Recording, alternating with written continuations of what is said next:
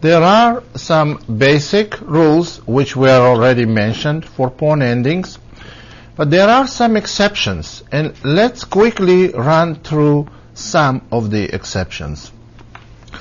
Here is the position of one of the exceptions.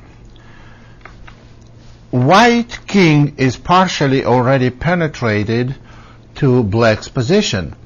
Black has absolutely no way to stop white from advancing towards the c pawn.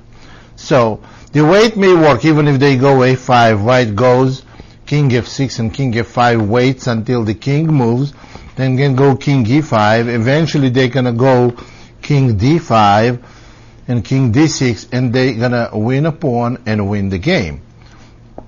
So, but is this position lost for black? No, it's not. Here is the exception.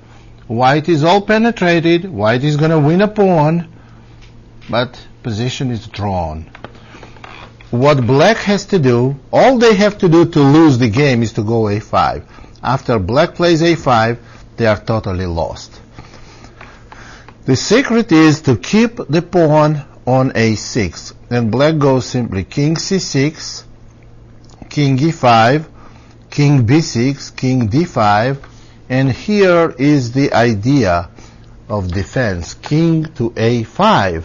And you see, if white plays king to c5, this is a stalemate and it's a draw. So this is a drawing position because of unusual stalemate setup for black. Pawn on a6 and king on a5. This is a draw. Now, one of the main principles in pawn ending, one of them, we already mentioned most of them, it's good to have protected pass pawn. Here is the example. We just saw it earlier in this chapter. White has protected pass pawn. Therefore, white is winning easily because the outside pass pawn is not going to work. When is outside pass pawn working? To deflect your opponent's king, which black can do, but then the idea is to come in with the king and take your opponent's pawn. Black can never play king f5 because of f7. So white is going to come pick up this pawn and win the game easily. Protected pass pawn is a huge commodity in, well, almost in any ending, but in pawn endgame, it's almost decisive. Here is the position. Protected pass pawn, extra pawn for white, protected pass pawn, and it's easy win no matter where the kings are. White goes king e3, king e5, king d3. Eventually, after king d5, white goes king c3. Now they're going to come around, and you see that black cannot play king c5 because after g6, king, as I already mentioned, the rule of the square, king is not in the square. Here is the square. g6, g8, e8, e6. And black loses, so black has to come back, and then king penetrates. White is going to penetrate with the king, and eventually they're going to win the game. But remember, there is a trick. After king g7, this is winning for white, of course. But remember, don't make a terrible move g6, because after king h6, it's a draw. Now king f6, stalemate. So the way white wins is king e6, king g6. Now we go king to d6. And after king g7, white regains the opposition. King g6. Not king e6. King g6, king f8. And eventually white wins all black pawns and wins the game. So where is the exception? If we take this position and push whole position one square down, here we have position that is a draw. White has extra pawn, protected pass pawn, looks like everything we need to win the game, but position is a draw. King f6, king f4, king g7. Black has to go back and forth with the king. White will never make a progress.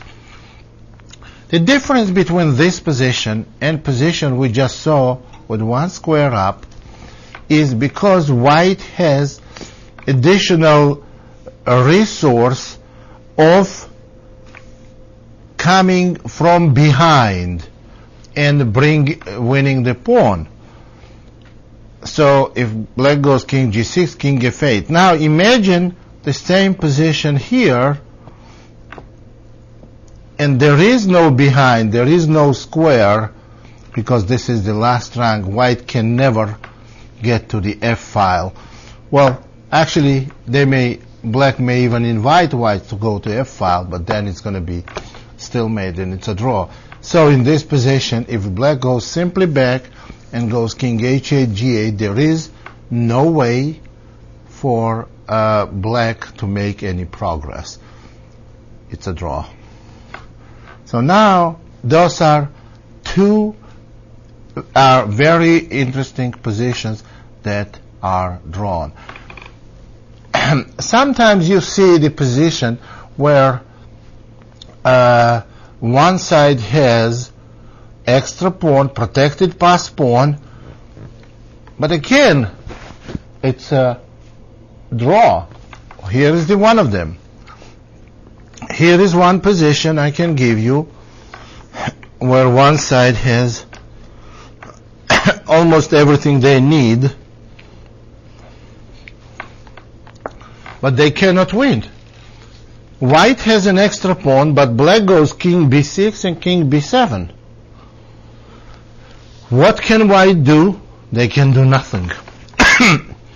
To make case even worse, even more interesting, I can put the pawn on c5.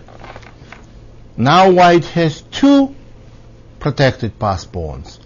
It's still a draw, because the rule is this: those two pawns by themselves, they can never win, and white king has no way of crossing the border, crossing the fourth rank. So king e3, king b6, and black goes back and forth, and it's a standoff. So position is dead drawn. So this is an interesting, but we have to have rules. We have to obey rules. We have to play by the basic rules of pawn ending. But when you see the exception, there are a number of exceptions. That's why they call them exceptions, that they are very rare. You can hardly see position happen in a game that you have an extra pawn and you have protected pass pawn and you can't win and it's drawn. It may happen once or twice in your whole lifetime. So, but however, they can happen. That's why we have our own brain and apply it to certain positions.